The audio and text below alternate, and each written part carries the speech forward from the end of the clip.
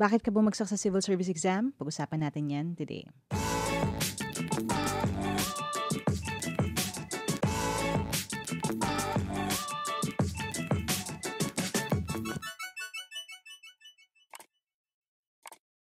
Hi there and welcome to Team Laika, where we try to help you prepare better for your next exam. And kung civil service exam man yan, dahil napagdesisyonan mo nang mag-exam ulit sa susunod, or kung hindi ka pa sure kung susubukan mong muli, this video is specifically for you. Now, I'm not going to ask you to comment or to respond.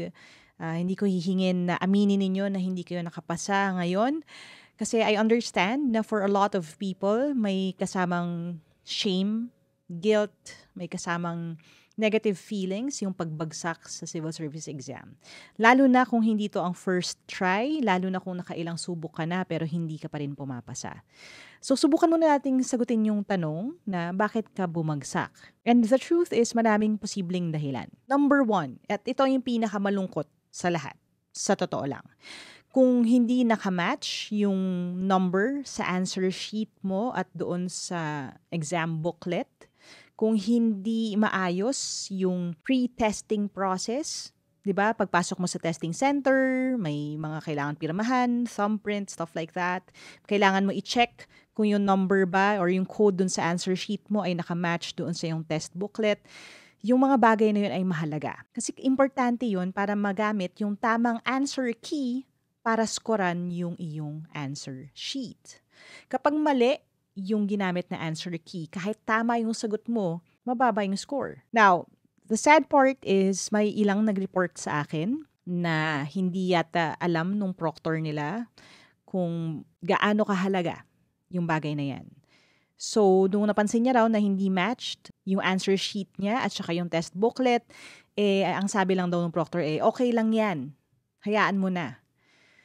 Now, whether that person made it or not, I'm not quite sure. Pero honestly, isa yun sa posibleng dahilan kung bakit kahit na well-prepared ka, kahit na kumpleto yung sagot mo, kahit na maayos yung sagot mo, mababa yung score. So, hindi natin yung i-discount. Anong pwedeng gawin natin sa susunod? Kung mag-exam kayo, make sure na tama yun. Now, here's another possible reason kung bakit ka bumagsak. Baka tama nga yung sagot pero mali yung shading. Very important sa exam na yung buong bilog ay ma-shadan. Now, sa ibang exams, rectangle yan, yung iba square. Pero basically, yung buong part kung saan mo dapat i-mark yung answer mo, the entire thing needs to be shaded. Kasi kahit tama na A yung sagot mo, pero kung maliit na tuldok lang na nailagay mo, hindi yan mababasa ng machine. So, magiging mali yung sagot mo. Now, this is where a lot of people fail kasi yung iba ang ginagawa nila, minamarkahan lang nila tapos babalikan na lang daw nila kapag may tirang oras tsaka nila shade ng buo. Yung iba naman hindi talaga sila aware na kailangan na buo yung pagkakashade. So yun, posibleng yun yung dahilan. Third possible reason, posibleng mali yung numbering. Now, anong ibig sabihin ko dito? Kung kaya nagsashade ka, tapos yung sagot mo para sa number 3 ay nailagay mo sa number 2. Kadalasan ang mangyayari ay yung sagot mo sa number 4, maililipat mo sa 3 and so on and so forth. Posibleng may maling numbering, posibleng nagkamali ka sa numbering, nagkahalo-halo yung pagkakashade mo. Kaya ang nangyari, kahit tama yung alam mong sagot, mali yung na-mark mo at mali yung mababasa ng machine. Now, paano ito ma-improve sa susunod mong exam? Next time, make sure that you check kung tama ba yung question at yung answer na sinishadan mo. Para sa akin, at sinasabi ko rin ito dun sa mga taong tinutulungan ko sa review, sa online review program, sinasabi ko sa kanila na i-check yung numbering every 10 items o kahit 20 items. Anong ibig sabihin nun? Pagdating mo sa number 20, i-check mo kung tama ba na number 20 yung tanong at number 20 yung answer. And then you will do it for question number 40, 60, 80, 100, and so on and so forth. That way, kung may nagkamali man sa numbering, ang kailangan mo lang i-correct ay yung past 20 items na yon. At hindi mo kailangan balikan mula sa pinakasimula. Now, yung fourth possible reason is maling timing. Pag sinabi kong maling timing, minsan ganun lang talaga. Hindi to yung tamang season sa life for you to make it. I've had people tell me stories about how buti na lang hindi ako pumasa last year kasi yung item pala na para talaga sa akin, this year lang magiging available. Buti hindi muna ako pumasa kasi ngayon pala mangyayari yung shift dun sa leadership na hinihintay ko kaya yung boss ko ay mas maigi kaysa dun sa magiging boss ko kung last year ako pumasa. These are some of the things na pwedeng maging dahilan. And alam kong gasgas na itong verse na ito pagdating sa exam takers, but isi-share ko pa rin. Sabi sa Isaiah 60:22, when the time is right, I, the Lord, will make it happen. So, posibleng ganon. Baka hindi pa lang ito ang timing para sa'yo. Here's another possible reason. Kung hindi man mali ang timing, baka mali yung time. Mali yung time management pagdating sa exam. Lagi kong tinatanong kapag may nagsabi sa akin na bumagsak daw sila, tinatanong ko, natapos mo ba yung exam? Nasagutan mo ba lahat ng mga tanong? Kasi kung ang dahilan kung bakit ka bumagsak ay dahil naubusan ka ng oras, that's something that you can work on dun sa susunod mong exam. Kung kulang ka ng oras dahil mabagal ka mag-solve ng math problems, mabagal ka mag-solve mentally, mabagal ka sa decision making na kailangan pagdating sa exam, those are things that you can practice by answering practice tests. This is a great opportunity for me to introduce the Team Laika Review books. And yes, books siya. Kasi we have the practice test booklets. Booklets kasi ang katumbas niya ay 4 na booklets or 4 na sets ng aptitude tests. Each set already has math, language, analytical reasoning, and general information questions. Of course, the answer key, answer sheets so you can practice shading, at more than that, an exclusive QR code that you can scan para makita ninyo kung paano ko sinusolve ang mga problems na ito. It includes discussions on some super secret techniques that I use para siguraduhin makatipid ng oras sa exam at syempre, makapasa. You also have the workbook number 1, hindi siya multiple choice questions pero it's designed to practice your skills para naman ready ka sa fundamentals mo. Skills, techniques, and it's best to use them together. If you're interested, go ahead and message us sa m.me/teamlaika to figure out how we can get these to you. Sa mga bumili na at bibili pa, maraming salamat sa inyo. Thank you for helping me help more people by buying these kasi these help us fund what we do here sa channel na to. Kung hindi dahil sa inyo, it'll be harder for me to make all these free content. So, thank you sa inyong lahat. And now, back to the video. And yes, the books are designed not just for you to read it, peruse it, kumbaga, but for you to actually practice using them. Orasan ng sarili sa pag-exam kasi ang test taking is a skill. And kailangan maramdaman ninyo yung pressure pagdating sa time. This is also a way for you to strategize kung saan ka ba mauunang magsagot. Now, kung talagang ilang beses ka nang sumubok at lagi mong hindi natatapos ang exam, ang suggestion ko na would be for you to start doon sa topic kung saan ka pinakamalakas. Kung magaling ka sa math, simulan mo na sa math para makaipon ka na ng points at hindi maubos yung oras mo dun sa mga parts na pwede mong magkuhang mali. Kung mabilis ka sa English, edi unahin mo yung English. Kung saan yung strength mo, yun na yung una mong sasagutan sa susunod mong exam. That could increase yung bangko mo ng score, sana enough para makapasa ka next time. Now, of course, yung next possible reason, kung hindi mali ang booklet number, kung hindi mali ang shading, hindi mali ang numbering, hindi mali ang timing at ang time management, baka mali lang talaga.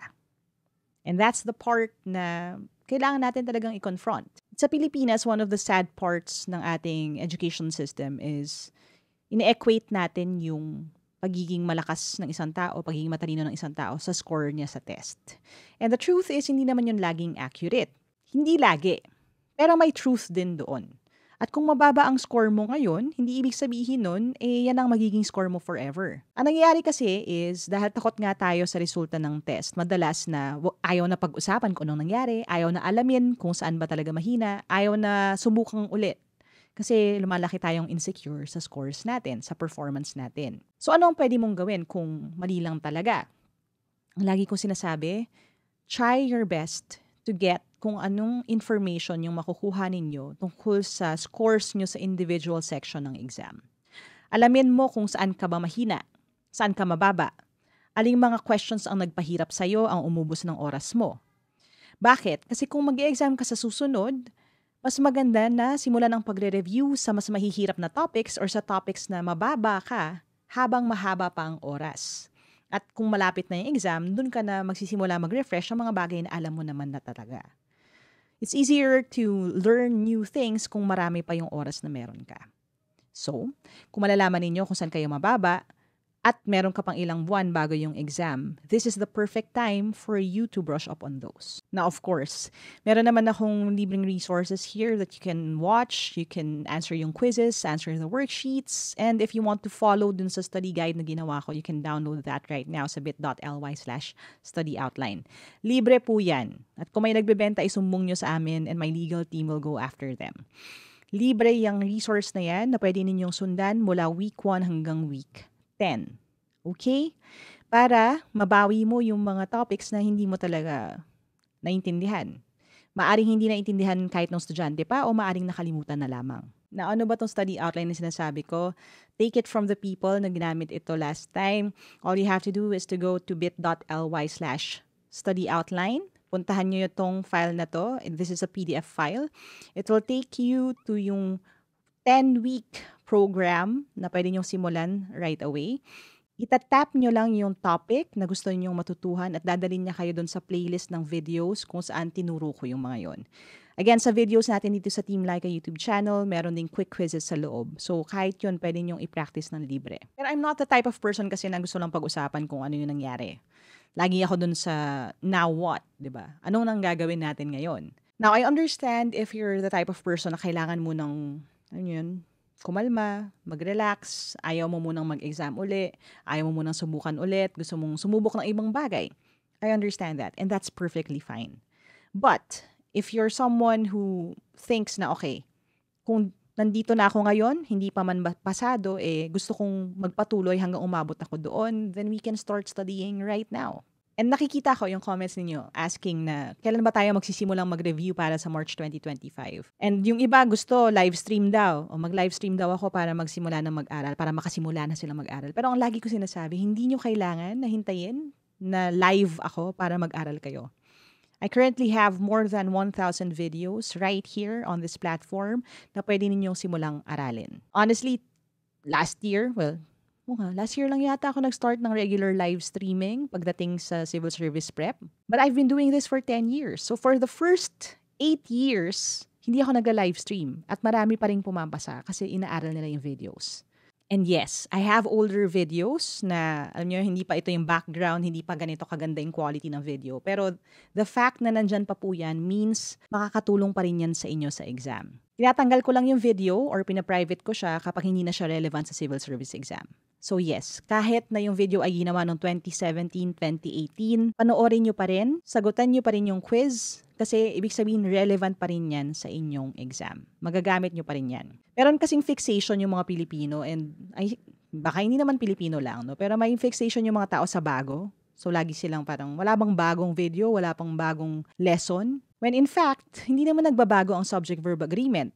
Mula noon hanggang ngayon, pareho naman yung rules. Hindi nagbabago ang rules sa order of operations, sa integers, sa exponents. So, I understand kung gusto niyo ng mas bagong version ng mga videos na ito, lalo na dahil mas mabilis ako magsalita dati. But, again, habang hindi ko pa siya nagagawa ng bagong version, pagtsagaan niyo muna yung luma. I promise, helpful pa rin siya. And don't take it from me, take it from the people na nagsasabi na nakapasa sila watching those same videos. Okay? You know how I would always say, don't just study hard, study smart. And the thing is, if nakapag-exam na kayo, nasilip nyo na yung types of question na lumalabas sa exam. Alam na ninyo kung ano yung weaknesses ninyo, ano yung strengths ninyo. Lahat ng information na yan, all that data, yan ang makakatulong sa inyo to prepare better for your next exam. To study smart and not just study hard, know kung saan ka mahina, know kung ano yung pwede mong gawin, and we will be here for you every step of the way. Okay? So again, if you're watching this, hindi ka pa nakasubscribe. Subscribe na, hit that bell icon. We have more video lessons coming up. And of course, more live stream sessions coming up. So kung ayaw niyo yun ma-miss, don't forget to subscribe. Okay?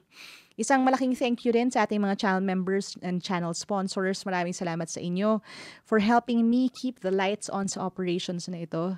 Hindi biro yung gastos every month sa gamit, sa staff, and all of these things. So thank you so much for your help. And thank you. And congratulations din sa inyo kasi bahagi kayo sa naging success ng pastors before at ng future pastors natin na nanonood right now. Hindi man sila pumasa ngayon, I'm hoping if you keep trying, darating din yung panahon ninyo. Okay? And as we always say sa channel na to, Never stop learning. Aja, kaya niyo yan. I'll see you in my next video and bye for now.